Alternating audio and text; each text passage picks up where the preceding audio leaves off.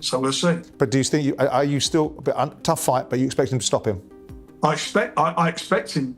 I believe he will win the fight. I believe he'll win the fight. How he wins it, we'll see. The worrying thing is with Moses' style, he could be landing some serious bombs, sharp bombs that do a lot of damage to Dillian early doors, so he could never get into the fight.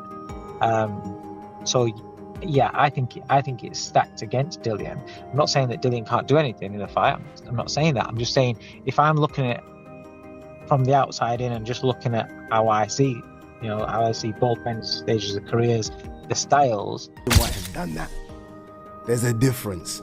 And Dillian Whyte, for me, looks like a guy that's in shape to go the distance, or to at least to ask questions of this young pup. There's a strong sense among boxing fans and commentators that Moses Itauma is under immense scrutiny as he heads into this bout. Many argue that anything less than a convincing win over Dillian Whyte could cast a shadow over his earlier victories. In the boxing world, public opinion can shift dramatically after a single performance. What is your forecast for this fight? I think he's gonna be in a tough fight. I know he's got the punch power to hurt and stop Dillian Whyte, but I also know that Dillian Whyte also has the punch power to cause damage. And the one thing with Moses at the moment is that's not been tested. So we'll see. But do you think are you still a bit tough fight, but you expect him to stop him? I expect him. I believe he will win the fight. I believe he'll win the fight. How he wins it, we'll see. For me, beating him is a big thing. Right. However he does it, and I want to see the other side of him as well. I want to see him. I want to see him in a tough 12-round fight where he comes through it and boxes his way through it. He's not a one-trick pony. He can box, but as I say, this is a tough one. This is going to be. This is a fans' fight. Yeah, it's a great fight. That's what it is. It is a fans' fight. Close or unremarkable win may not be enough to satisfy those who've already labeled him the future of a division. Such an outcome might even trigger questions about whether he's truly ready to take on elite names at heavyweight. As a result, Moses finds himself in a position where he's defending more than just his unbeaten record. He's fighting to protect the credibility and hype that have surrounded his rise so far. British light heavyweight contender Anthony Yarde has been vocal in his admiration of Moses, recalling his standout qualities even from the... All of a sudden, people have seen the shape that... I saw a video, which I'm guessing you guys have seen as well, of Dillian Whyte hitting the heavy bag and doing a bit of a bit of shadow boxing. He looked incredible. Dillian Whyte... me and G-Man did the look back, didn't we? Dillian Whyte versus Chisora. And Dillian Whyte looked in incredible shape there. And I was thinking, if he can get close to that, he's close to that. He's close to that. Dillian Whyte in his last few fights has been around the 260 mark. I think he might have even been heavy for a couple. I think he looks low 250s. And all I can ask from a fighter, this is why I get so pissed off with Martin Bakole, just get in shape. Skill's skill. You're not going to change a fighter from fucking where you are to Muhammad Ali. I'm not asking for that. Just get in shape. Dillian Whyte has ticked that box. And he's like, okay, if you think I'm going over to Saudi Arabia just to get smoked by this 20-year-old, we'll see. That's what I'm taking from the shape I'm seeing him in, because he looks incredible. And also, when he's firing out his jab in that little shadow boxing, his arms are so long. Dillian Whyte, compared to his body structure, he has overly long arms. What I'm getting at is that Dillian Whyte can box a bit as well, He's not just a brawler. He's been tagged as this brawler. He can box a little bit. Is he a better boxer than Moses? No. But that jab could be key. Jab's always key, right? We always talk about it. But one thing I see with Dillian Whyte being in this shape is that he's saying, if I can take this young boy past 6, we're going to go into deep waters that this young boy's never been before. And it's all well and good Moses saying, I'm sparring 10 rounds, I'm sparring 12 rounds. And, I was on TalkSport when he mentioned this yesterday. Fighting 10 rounds is different. Fighting 12 rounds is different. Dillian Whyte's done that. And look, sometimes Dillian Whyte's blown out of his ass. Sometimes Dillian Whyte's been beat in those 12-round fights. But Dillian Whyte has done that. There's a difference. And Dillian Whyte, for me, looks like a guy that's in shape to go the distance, or to at least to ask questions of this young pup. Age of 18.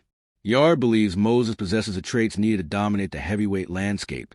Quick hands, smart footwork, sharp fundamentals, and a mental approach that separates champions from contenders. For Yard, it's not just about physical tools. It's the presence, the poise, and the attitude that make Moses a genuine prospect with world-level potential.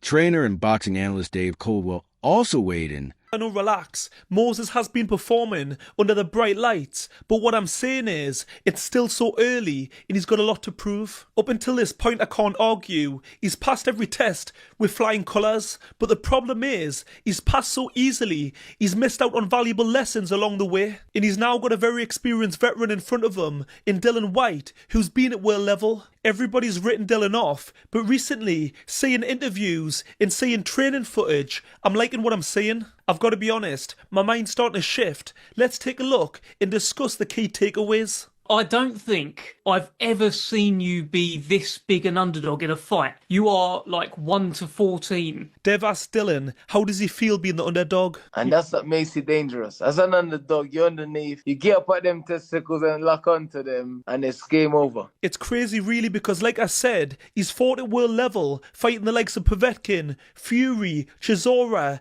AJ, Parker, the list goes on. But in sports, you're only as good as your last performance. In Dillian's last fight, he looked terrible, putting it politely. Has he put something in you? Because like your last few fights, Ebenezer like instilled a fear, not... No man has put anything in me. Pause this. Dillian does make me laugh. Dark humour. But maybe that says more about me. He says it the way it is. There's no sugar coating. Dev says, is this the biggest risk he's took in his career? Which again is madness. All of them has been massive because you think no one's ever had me as the favourite. Think of one fight that was the favourite. Just think. Dylan's right. He's always the underdog. It's nothing new. How do you reflect on your fight with Tete? It was what it was. Listen, I've been walking the long, lonely, dark road for 3 years. This is the thing. People forget that fighters go through things outside of the ring which affect the performance, but us fans only judge the performance. At the end of the day, fighters are human, they're not robots. Then that fight for me was ask myself a question. Can I take a good whack and push through? Can I force myself to put the jabs in? Can I... He admits he wasn't in great shape, but that fight for him was about dipping his foot in the water and seeing if he still got it and still wants it. I had a few injuries and stuff going into the fight, but it is what it was. But that fight reignited the... Pointing to Moses' blend of speed, accuracy, and relentless pressure as a dangerous cocktail for a fighter like Dillian Whyte, who's already taken a lot of punishment in his career. Coldwell emphasized that Moses' style can exploit vulnerabilities in aging heavyweights, especially those who are no longer as sharp or durable as they once were. For Whyte, Coldwell warned, any mistakes or slow starts could open the door for Moses to take over quickly and do serious damage on the other side. A voice from Whyte's own camp acknowledged the uphill challenge their fighter faces. They recognize the danger that Moses brings with his youth, energy, and skill set. But their game plan doesn't involve trying to overwhelm him early. Instead, they aim to make Moses uncomfortable by forcing him to work hard from the opening bell, without offering too many opportunities to counter. The goal is to gradually wear Moses... That since like late 18, right? I remember him knocking out Lucas Brown. When he knocked out Lucas Brown, he looked like he was in the best shape of his life. He looks similar or better now, which is very impressive. And I think like Terrence Crawford, people are now looking at Dillian Whyte. You know, seeing is believing. You know, when we see results, we start believing in those results. I think now people understand that Dillian Whyte has taken this very seriously. He's been out of the ring for a long time. His last two opponents quit. Tete and Hammer, they both quit. And I think that Dillian, this is his last hurrah. If it's his last hurrah, if it's his last time to shine, he has nothing to lose. Why not go out with a bang? Why not go in the best shape possible? Why not do what you're supposed to do in training camp? Okay, because you can't really predict what happens in that ring except you and that other guy. It's up to you or that other guy. But in training camp, you have a team around you. You have determination, you have motivation, you have discipline more than likely, okay? And I think that Dillian Whyte is looking great, bro. He is looking great. He doesn't have the unbalanced body type like you normally see him. He's too big upper body, the legs are small. You know what I mean? He's all off balance because of the imbalance of his body. But I do think that Dillian Whyte will come in to make a splash, and this is how you're supposed to look if you intend on doing it. I love the way he looks. He looks great. He looks in shape. He looks like he's ready for a battle. That's what it's about. You mentioned not having watched Moses fight before and claimed you don't study your opponents. But honestly, I'm not buying that. I really don't believe you. Still, you insist you're telling the truth, and maybe you are.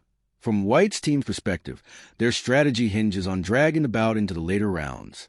They believe that as the fight wears on, the tempo and physical toll will begin to swing in Whyte's favor. His depth of experience, tactical awareness, and ability to adapt mid-fight could potentially tip the balance. This more calculated game plan is designed to slow Moses down, disrupt his rhythm, and capitalize once youthful intensity begins to fade. Point one of Whyte's former trainers, who has been by his side through some